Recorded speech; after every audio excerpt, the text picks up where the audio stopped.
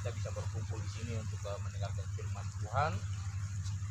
Kira-kira kalau ada pertanyaan bahwa tujuan gereja ada bagi dunia untuk apa? Kira-kira siapa yang mau jawab? Tujuan gereja ada bagi dunia ini untuk apa?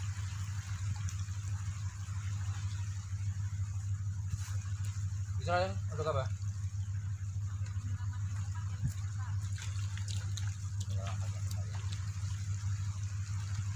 Yosef?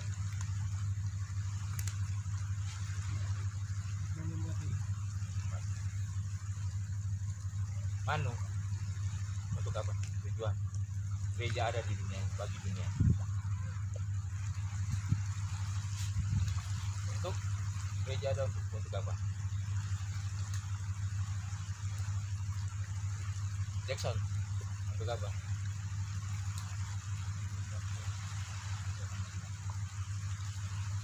Dari semua jawaban yang saya yakini betul, saya simpulkan bahwa yang Tuhan Yesus mau supaya gereja ada adalah untuk menjadi saksi. Amin. Sebab itu Tuhan bilang kalau Roh Kudus turun, kuasanya akan membuat kita menjadi saksi.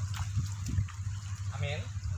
Nah, dari tujuan gereja ada bagi dunia ini, tujuan Tuhan menjalin kita di dalam perut ibu kita, setiap ibu orang tua kita adalah untuk menjadi saksi bagi Tuhan. Maka saya berikan judul pembelajaran kita hari ini adalah kesaksian gereja Tuhan di akhir zaman. Kenapa begitu? Karena nubuatan sudah dinubuatkan oleh nabi-nabi. Nah, sekarang kita hidup di zaman penggenapan nubuatan. Betul? Sayang aja kalau kita juga menggenapi nubuatan-nubuatan, karena orang yang Tuhan pakai untuk bernubuat semua udah mati. Betul? Amen. Tapi kita masih hidup justru untuk menggenapi nubuatan-nubuatan tersebut. Itu yang dahsyat. Nah, Wahyu 11 ayat 3 sampai 12. Wahyu 11 ayat 3 sampai ayat yang ke-12.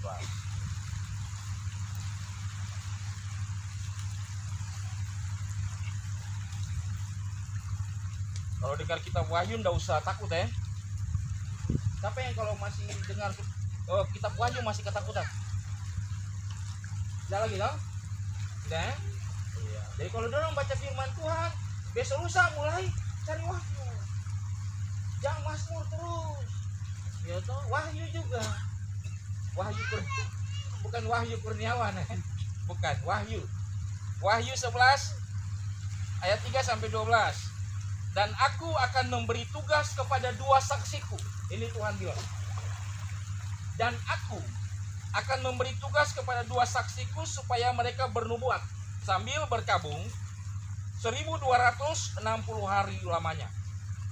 Mereka adalah kedua pohon zaitun dan kedua kaki dian yang berdiri di hadapan Tuhan semesta alam. Dan jikalau ada orang yang hendak menyakiti mereka, keluarlah api dari mulut mereka menghanguskan semua musuh mereka. Dan jikalau ada orang yang hendak menyakiti mereka, orang itu harus mati secara itu. Mereka mempunyai kuasa menutup langit, supaya jangan turun hujan selama mereka bernubuat. Dan mereka mempunyai kuasa atas segala air untuk mengubahnya menjadi darah. Dan untuk memukul bumi dengan segala jenis malapetaka setiap kali mereka menghendaki. Dan apabila mereka telah menyelesaikan kesaksian mereka, maka binatang yang muncul dari jurang maut akan memerangi mereka dan mengalahkan serta membunuh mereka. Saya garis bawahi, sedahsyat apapun kita ingat firman Tuhan bilang bahwa ada kuasa kegelapan yang akan bisa untuk menaklukkan kita. Gak apa-apa, itu biasa aja. Amin. Itu biasa aja. Jadi jangan merasa karena Tuhan dengan kita sampai kita udah merasa diri terlalu sakti sampai kayak tidak mungkin mati. Kira-kira begitu. Ya toh? Jadi kalau ada kuasa-kuasa yang membuat kita lemah, menjatuhkan kita, itu biasa aja. Karena firman Tuhan sudah tulis. Amin. Amin. Saking berkenan kita mengerjakan kebaikan dan kebenaran, iblis bangkit melawan kita, dia menaklukkan kita, itu biasa aja, gak ada masalah dengan itu. Ya, kita lanjut. Dan mayat mereka akan terletak di atas jalan raya kota besar, yang secara rohani disebut Sodom dan Mesir, di mana juga Tuhan mereka disalibkan. Dan orang-orang dari segala bangsa dan suku dan bahasa dan kaum melihat mayat mereka 3,5 hari lamanya, dan orang-orang itu tidak memperbolehkan mayat mereka dikuburkan.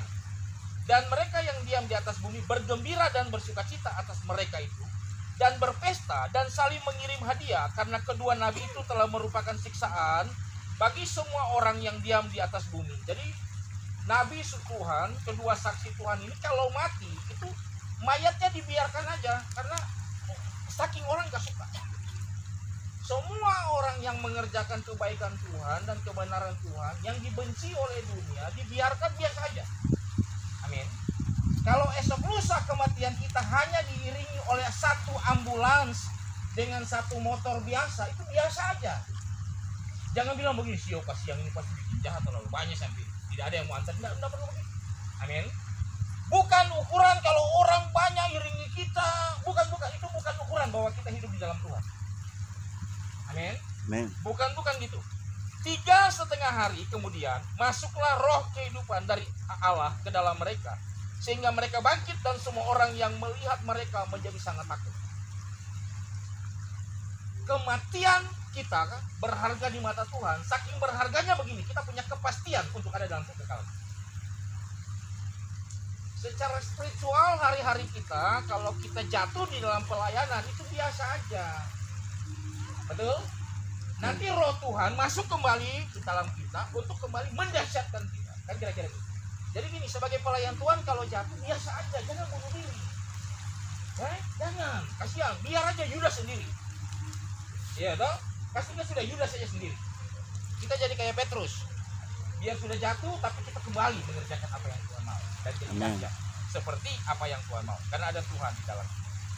Dan orang-orang itu mendengar suatu suara yang nyaring dari sorga dan berkata kepada mereka, naiklah kemari. Lalu naiklah mereka ke langit, diselubungi awan, disaksikan oleh musuh-musuh mereka. Saya jelaskan ini. Kita hidup di dalam Tuhan, seperti apapun kita direndahkan, kita diperlakukan. Kalau Tuhan yang suruh kita naik, naik. Kalau Tuhan permuliakan kita, kita akan mulia. Amin. Amin.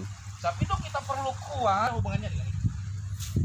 Tapi orang Kristen seringkali kita terjebak di dalam kebiasaan-kebiasaan yang keliru justru.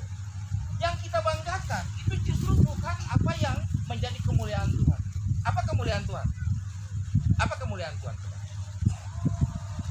Ketaatan, amin. Amin. Amin. Jadi sengsara karena ketaatan itu mulia. Berlimpah karena ketaatan itu mulia. Pastikan bahwa kelimpahan kita karena ketaatan. Betul? Amin. Pastikan bahwa kesengsaraan kita, kedukaan kita itu karena ketaatan. Orang kaya kalau mendengar Yesus berbicara tentang kemuliaan, biasanya sedih. Orang berkuasa kalau dengar Yesus bicara kemuliaan, biasanya marah. Kenapa? Karena nggak sesuai dengan apa yang Yesus ajarkan, yang Yesus nyatakan. Betul? Seringkali kemuliaan dunia itu justru paradoks dengan kemuliaan Tuhan. Kemuliaan atau menjadi saksi bagi kemuliaan Tuhan adalah mengerjakan dan mengajarkan kebenaran. Jadi hidup kita hanya untuk, pertama, kerjakan kebenaran, baru ajarkan. Jangan ajarkan tanpa kerjakan. Banyak orang seringkali, saya juga bisa begitu. Kita cuma mau mengajarkan tapi nggak mau mengerjakan. Yang dimaksud dengan menjadi saksi adalah mengerjakan kebenaran lalu mengajarkannya. Itu yang dimaksud dengan menjadi saksi. Tanpa mempedulikan resiko apapun yang akan kita hadapi. Baik, pertama satu, kesengsaraan, kerugian, atau kengerian. Jadi pola pikir kita harus mulai berubah bahwa mengikuti Yesus itu iming-imingnya jangan kesenangan. Amin. Karena Yesus bukan pembual. Yesus nggak pernah membual orang yang mengikut dia, ikut aku yuk, nanti dapat kesenangan, nggak gitu. Yesus pastikan bahwa kamu ikut aku, kamu akan dibenci, bla bla bla bla bla, selesai. Mau ikut nggak? Kan kira-kira begitu. Amin. Amin. Tapi Yesus bilang kepastiannya bahwa aku menyertai kamu, itu penting. Kata aku menyertai kamu artinya segala kekuasaan Tuhan dan kedahsyatan Tuhan menyertai kita, jadi backup buat kita. Kan kira-kira begitu. Saya kasih contoh, kalau dalam perang biasanya yang diturunkan satu pasukan, taruhlah pasukan penjelajah misalnya, di situ ada snipernya, ada bombernya, semuanya diturunkan. Lalu dalam keadaan genting, ketika musuh sudah terlalu banyak, yang mereka perlukan hanya panggil bantuan. Betul? Mede, titik koordinat sekian, pabu, pak. Kapal induk kerahkan 2 pesawat. 2 pesawat saja lepas bom selesai, cukup. Itu yang surga lakukan buat kita. Amin. Jadi seperti itulah kenyataan hidup kita di dalam Tuhan. Waktu kita berseru kepada Tuhan, backupnya datang langsung. Kan kira-kira gitu. Amin. Kalau kita masih hidup dalam kejahatan, masa kita hidup dalam kejahatan baru bilang Tuhan tolong saya untuk wujudkan ini, kan nggak mungkin begitulah ya. Betul? Jangan begitu. Kita berdoa supaya Tuhan bantu saya supaya saya bisa taat, Tuhan bantu saya supaya saya bisa sabar, apapun kengeriannya. Di rumah begitu masuk rumah istri ngomel, ngeri sekali, tidak apa-apa, sabar aja, Tuhan bantu. Masuk rumah suami marah-marah, tidak apa-apa, sabar aja. Itu biasa, amin. Itu membentuk kita untuk menjadi saksi yang luar biasa. Nah, ciri gereja yang bersaksi tentang Kristus adalah begini.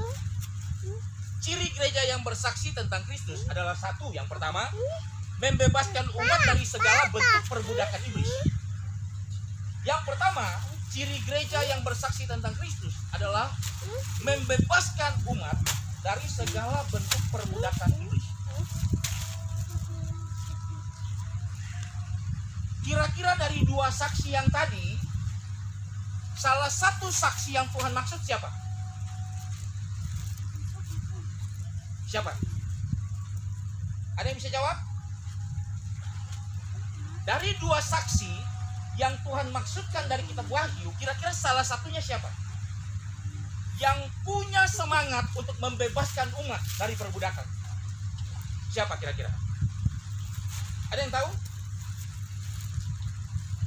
Yang punya kuasa untuk membuat laut jadi darah, air jadi darah. Siapa? Siapa? Musa. Pastikan bahwa 2 saksi itu adalah yang pertama Musa. Amin. Karena Wahyu sudah jelaskan, mereka berdua ini yang satu sanggup untuk menyatakan supaya hujan jangan turun. Yang kedua itu sanggup untuk membuat air jadi darah. Jadi ciri gereja tuh bukan cuma lembaga. Artinya kalau gedung itu lembaga. Amin. Kita adalah perorangan, secara perorangan. Gereja secara perorangan. Kita lah gereja yang Tuhan maksudkan sebenarnya. Waktu Yesus bilang buat Petrus bahwa di atas batu karang ini aku akan mendirikan jemaatku, sebenarnya yang Yesus maksudkan adalah di atas dirinya sendiri. The rock. Amin. Jadi di atas batu karang ini Petrus akan menjadi gereja bagi dunia. Kan kira-kira begitu. Ciri gereja yang bersaksi tentang Kristus, yang pertama, membebaskan umat dari segala bentuk perbudakan itu. Itu spirit Musa. Spirit Musa, itu semangatnya Musa. Israel dalam pimpinan Musa suka berkata begini, kenapa kamu membawa kami kepada sengsara? Betul? Pertanyaannya begini, emangnya mau dibawa kemana? Tapi mereka bilang kasih kembali kami aja ke Mesir. Betul? Kenapa harus kembali ke Mesir? Karena di Mesir ada kesenangan. Amin. Ada kesenangan yang tidak sesengsara ketika mereka ada di padang gurun. Sekalipun berada di padang gurun itu karena Tuhan punya malu. Kan kira-kira begitu. Amin. Jadi Musa bertanya buat mereka bahwa kenapa kamu begitu bebal untuk mengikuti perintah Tuhan? Sekarang kita sebagai gereja, gembala mau bawa umat kemana? Umat mau dibawa gembala kemana? Mau mengikuti maunya kita, kesenangan kita, ataukah mau mengikuti maunya Tuhan? Jangan bikin gembala menyimpang karena keinginan kita. Amin. Amin. Karena biasanya gembala juga berpotensi untuk mengikuti apa yang jemaat mau. Demi satu, mempertahankan jemaat. Kalau jemaat paham apa yang Tuhan mau, begitu kita dengar arahan Tuhan, gembala nggak perlu repot sebenarnya. Ya. Untuk membawa Tuhan menikmati padang gurun, apa itu proses pembentukan buat kita semua.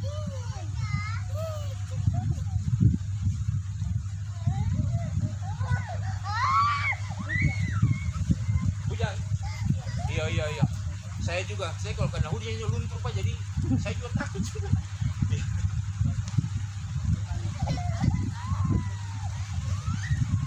Saya kalau kena hujan juga takut juga, luntur juga.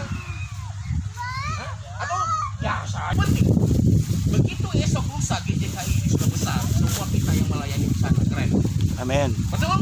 Amin. Benar.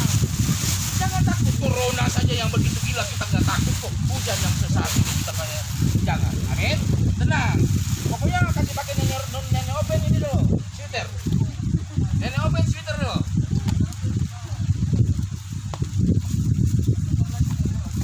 Oke. Tetap sambil fokus ya. Matius 7 ayat 14. Karena sesaklah pintu dan sempitlah jalan yang menuju kepada kehidupan, dan sedikit orang yang mendapatinya. Tidak perlu jadi gembala puluhan ribu jemaat untuk mengerti ini, betul, bahwa kadang-kadang di dalam kesendirian kita berjalan justru sedang berjuang menuju kehidupan. Pertanyaan sekarang, kenapa orang paling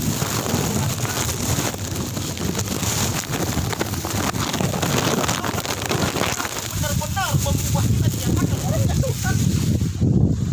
Tapi kalau kebenaran yang cuma Tuhan baik, Tuhan baik itu semua orang gila juga tahu lah. Tidak perlu setiap kali kita harus putus, tidak perlu lah.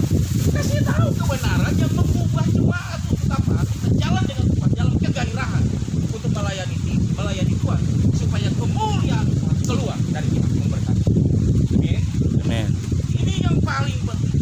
Jadi apapun kengerian, apapun kesedihan, apapun kesengsaraan kita, kalau kita sedang berjalan memasuki jalan yang sempit, percaya itu jalan kemuliaan.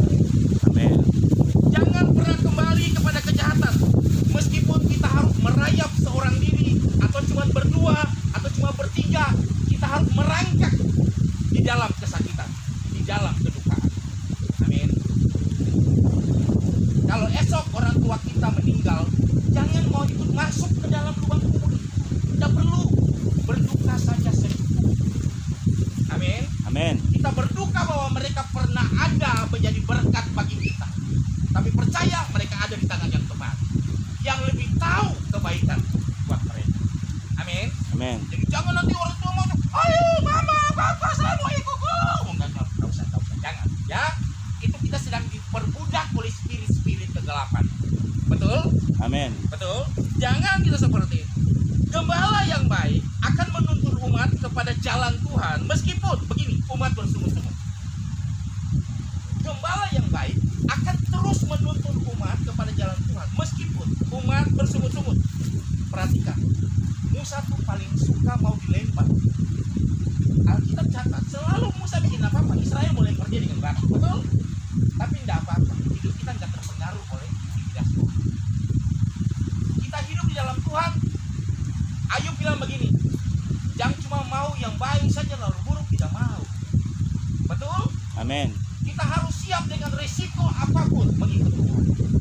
Ikut Tuhan, yang baik terima kasih Tuhan, yang buruk pun terima kasih, karena selalu ada pembelajaran tentang kebaikan. Amin. Nah, ibarat pohon, jemaat yang berakar kuat, bertumbuh besar, menjulang tinggi, berbuah manis. Kan kita tahu ya, pohonnya berakar kuat, menjulang tinggi, lebat, berbuah manis. Kita tahulah pohon seperti itu. Apapun sukarnya keadaan, apapun sukarnya situasi, apapun kerasnya kehidupan, percayalah, jemaat itu akan berbahagia melewati dengan sukacita dan catat. Amin. Seperti pohon, jemaat, kalau kita sudah berakar kuat, kita menjulang tinggi, kita lebat, kita berbuah manis, apapun keadaannya, mau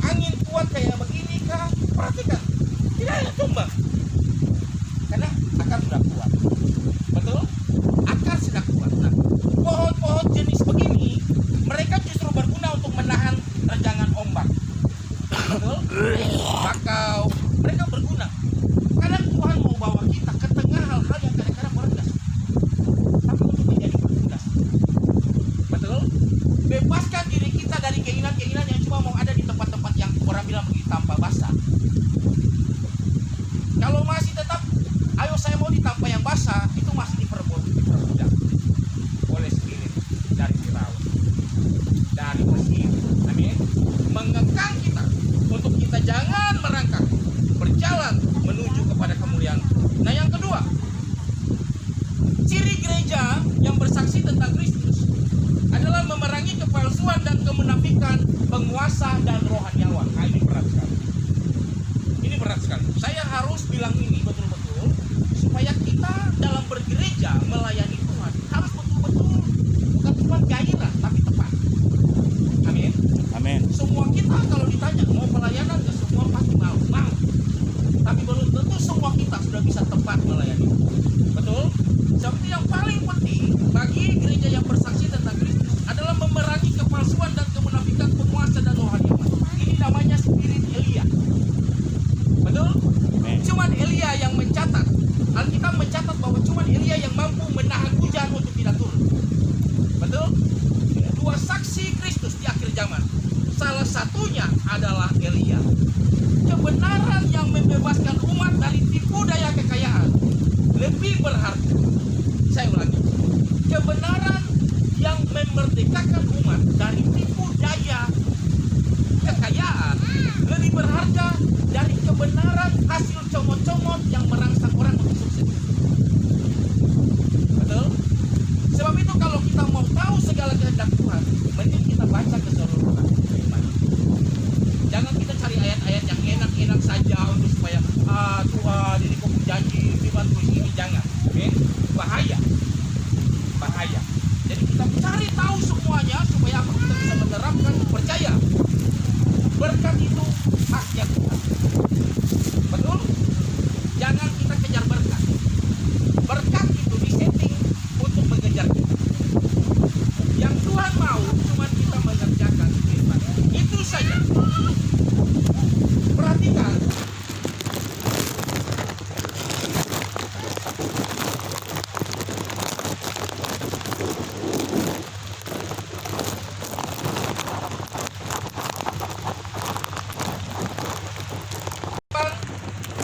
Ayat 31 sampai 32. Yesus bilang begini, kalau kamu tahu kebenaran, maka kebenaran itu akan memerdekakan.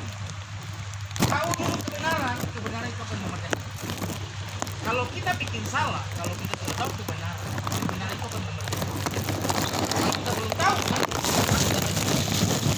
Tapi kalau kita sudah tahu, datang tetap dimerdekakan. Amin. Dosa yang paling besar. Amin. Jangan takut oleh pengajaran manapun yang membuat kita jauh dari kasih karunia. Datang saja, salib Kristus sudah menyelesaikan segala-galanya buat kita. Amin. Jangan pernah ketakutan untuk itu. Lebih terhormat orang yang hidup sengsara dalam jalan Tuhan daripada merdeka hidup senang-senang sebagai budak. Lebih terhormat kita pegawai biasa yang hidup baik, hidup benar daripada korupsi-korupsi yang besar, yang pakai mobil-mobil bagus-bagus. Amin. Jangan seperti itu. Ilustrasi cerita kucing Kristen. Pernah dapat tahu kucing Kristen? Pernah dengar kucing Kristen? Yang cuma tahu kucing Kristen berapa? Saya kasih tahu kucing Kristen. Satu kali ada oma-oma datang ke pendeta. Oma bilang begini, Bapak pendeta, saya punya acara pemakaman besok, Bapak bisa pimpin? Bapak bilang begini, siapa yang meninggal, Oma? Saya punya kucing. Pendeta bilang, Oma, kekristenan tidak bisa mendoakan binatang yang meninggal. Oma bilang, aduh, saya sudah anggap dia seperti saya. Saya sudah anggap seperti saya punya anak sendiri. Oma ini salah satu donatur yang paling baik di dalam dunia. Oma bicara lagi, Bapak pendeta bisa kan tidak? Ini sudah seperti kalau saya tidur dia yang temani saya, kalau saya makan dia yang selalu ada dengan saya, kalau saya sakit dia selalu. Tiba-tiba Bapak pendeta bilang, Oma tidak bisa. Lalu Oma bilang, sudah kalau begitu Bapak, saya mau pergi kasih tahu untuk pendeta lain, mungkin orang bisa buat pada pemakaman. Bapak pendeta tahu bahwa ini Oma kalau sampai dia kasih keluar uang untuk acara apapun, apalagi yang sudah kesayangan, itu harus saya tahu. Bapak pendeta tanya, Oma, ngomong-ngomong, Oma punya kucing agama apa? Oma bilang, Kristen. Oma kenapa tidak bilang dari tadi? Kalau Oma bilang Oma punya kucing Kristen, berarti bisa. Mari saya bilang, jangan karena uang kita jual kita punya jabatan. Amin. Kalau Tuhan sudah pilih kita sebagai hamba Tuhan, jangan atur Tuhan. Izinkan Tuhan tetap atur kita, karena Tuhan tahu kesuksesan dan kelimpahan. Amin. Amin. Saya tutup dengan ini. Yesus mendekati mereka dan berkata, kepadaku telah diberikan segala kuasa di sorga, di bumi. Karena itu pergi, jadikanlah segala bangsa murid. Baptis mereka dalam nama Bapa, Anak, Roh Kudus. Ajar mereka melakukan segala yang telah kuperintahkan kepadamu. Ketahuilah aku menyertai kamu senantiasa sampai kepada akhir zaman. Bagi Tuhan, ajaran tentang kekekalan itu lebih penting daripada ajaran tentang kelimpahan.